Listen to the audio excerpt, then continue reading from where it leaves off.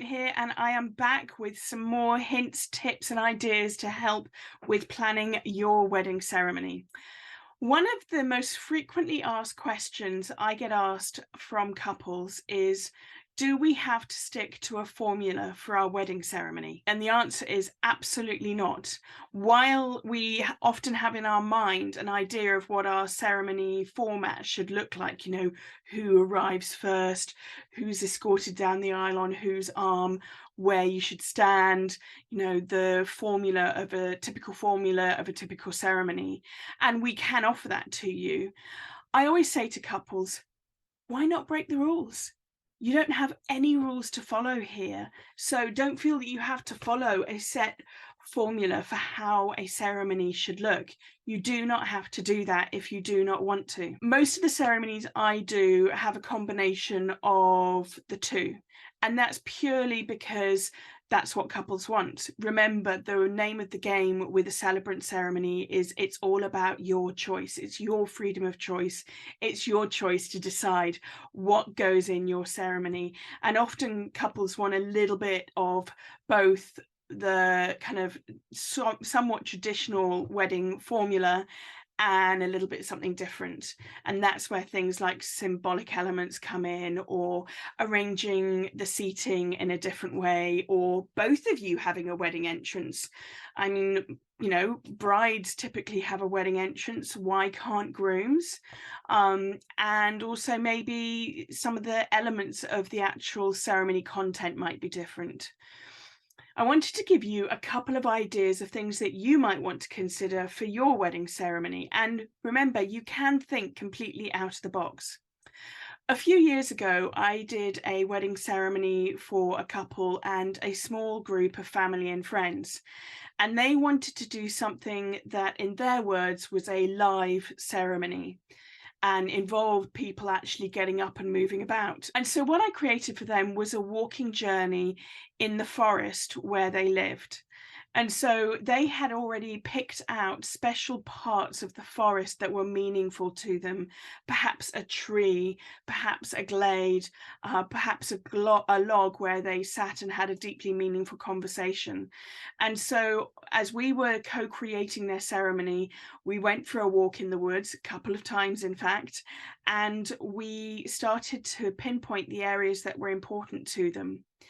And so what I did was I started a journey off with actually just their family and friends for the first part of it.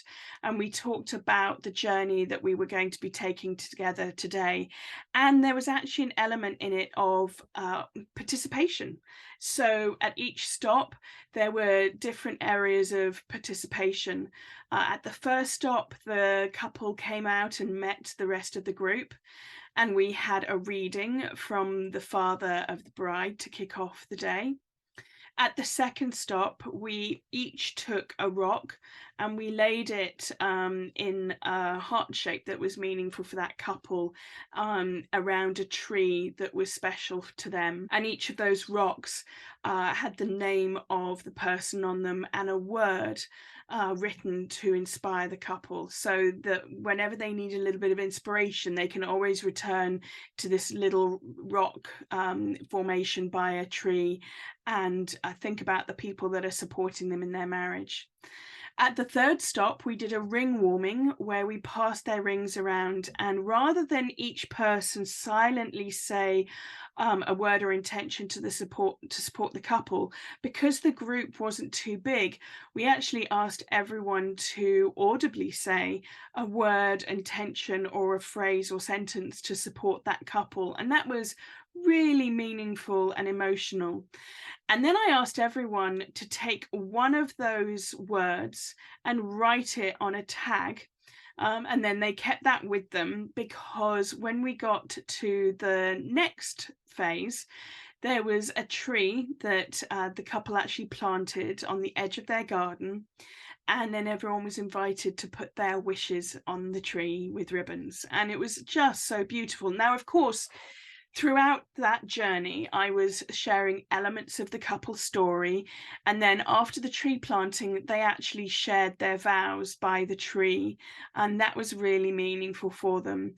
And then a year later, they actually asked me to come back and they wanted to renew their vows. And being a very private couple, they actually did that, just the two of them and me.